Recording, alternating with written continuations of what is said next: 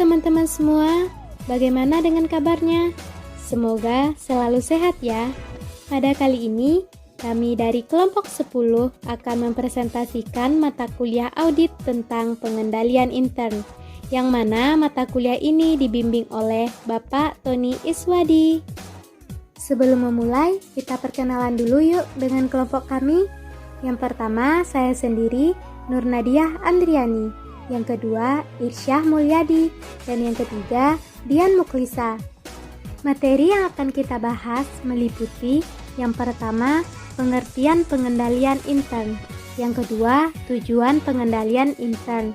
Yang ketiga, sistem pengendalian intern. Dan yang keempat, unsur pengendalian intern. Baiklah, langsung saja kita masuk kepada materi yang pertama tentang pengertian pengendalian intern yang akan saya bahas sendiri. Pengertian pengendalian intern. Pengendalian intern adalah sebuah proses yang dilakukan oleh Dewan Komisaris, manajemen, dan pihak entitas lainnya yang didesain untuk memberikan keyakinan yang memadai untuk mencapai 3 golongan. Yang pertama, keandalan pelaporan keuangan. Yang kedua, keefektifan dan efisiensi pelaporan. Dan yang ketiga, kepatuhan terhadap hukum dan peraturan yang berlaku. Pihak-pihak yang bertanggung jawab, yang pertama, manajemen.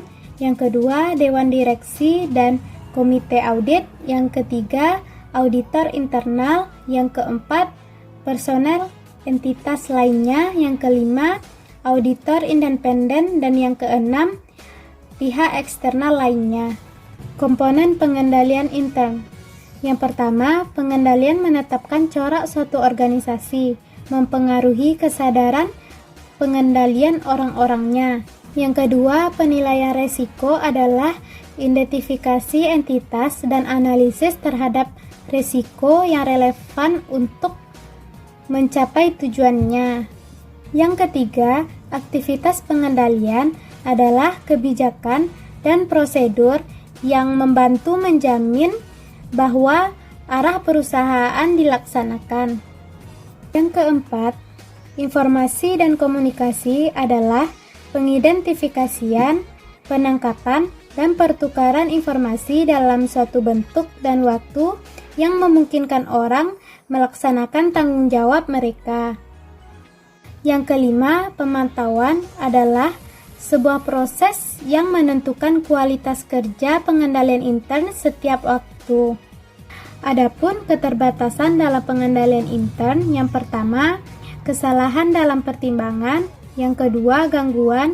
Yang ketiga, kolusi. Yang keempat, pengabaian dalam manajemen. Dan yang kelima, biaya lawan manfaat. Oke, kita lanjut kepada materi yang kedua tentang tujuan pengendalian intern yang akan dibahas oleh Dian Mukhlisa. Baiklah, nama saya Dian Mukhlisa, NIM 1816040034. Saya akan mencoba melanjutkan presentasi dari saudari Nur Nadiah Andriani, yaitu tujuan pengendalian intern. Ada 8 tujuan pengendalian intern terperinci yang sudah mencakup kepentingan pokok akuntan pemeriksa untuk mencegah kesalahan pencatatan transaksi dalam buku jurnal. Dan dalam beberapa catatan lainnya, sistem pengendalian intern klien dalam setiap siklus transaksi harus cukup memberikan kepastian yang layak bahwa 1. Transaksi yang tercatat adalah wajar. 2. Transaksi yang tercatat adalah sah. 3. Transaksi diotorisasi sebagaimana mestinya. 4. Transaksi yang ada sudah dicatat. 5. Transaksi dinilai sebagaimana mestinya. Keenam, transaksi diklasifikasikan sebagaimana mestinya. Yang ketujuh, transaksi dicatat pada waktu yang tepat. Dan 8, transaksi dimasukkan dengan tepat ke dalam catatan pembantu dan diikhtisarkan dengan benar. Selanjutnya, materi yang ketiga tentang sistem pengendalian intern.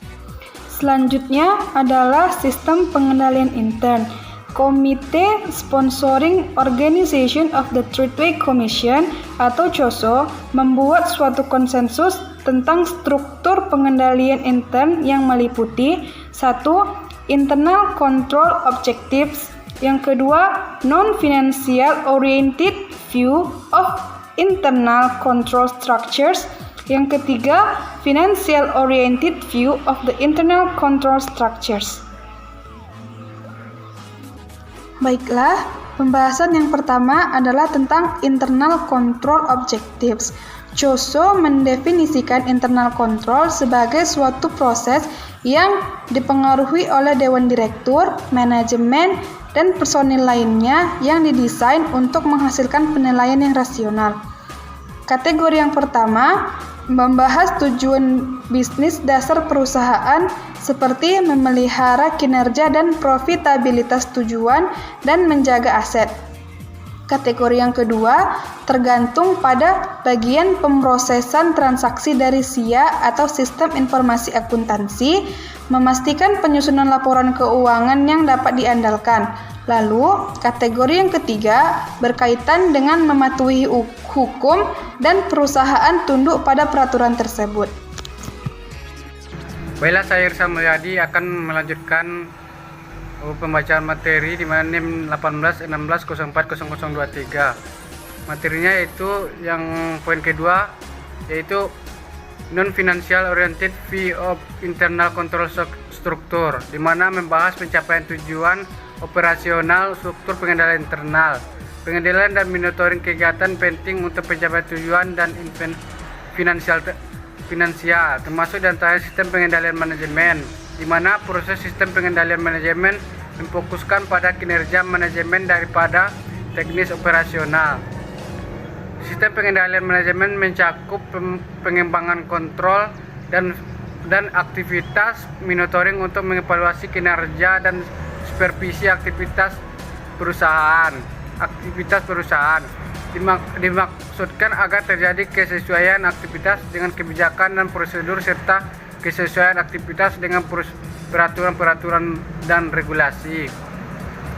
Kedua, sistem pengendalian operasional, di mana sistem pengendalian operasional dalam suatu perusahaan biasanya meliputi sistem pengendalian persediaan, sistem pengendalian kredit, sistem pengendalian produksi, dan sistem pengendalian kas serta pengendalian karyawan.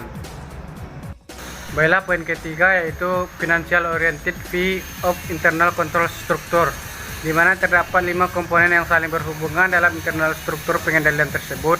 Di mana yang pertama lingkungan pengendalian, di mana pengendalian mencerminkan keseluruhan sikap kesadaran dewan direksi, komite audit, manajer, pemilik dan karyawan mengenai pentingnya dan penekanan pengendalian internal dalam perusahaan.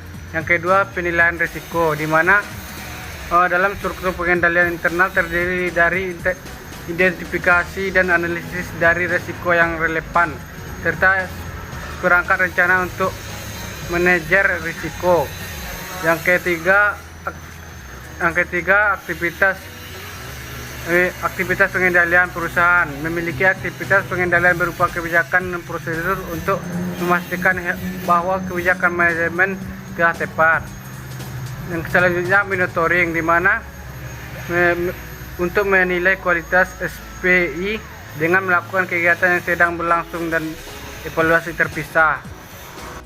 Berikutnya, materi yang keempat tentang unsur pengendalian intern yang akan dibahas oleh Irsyah Mulyadi.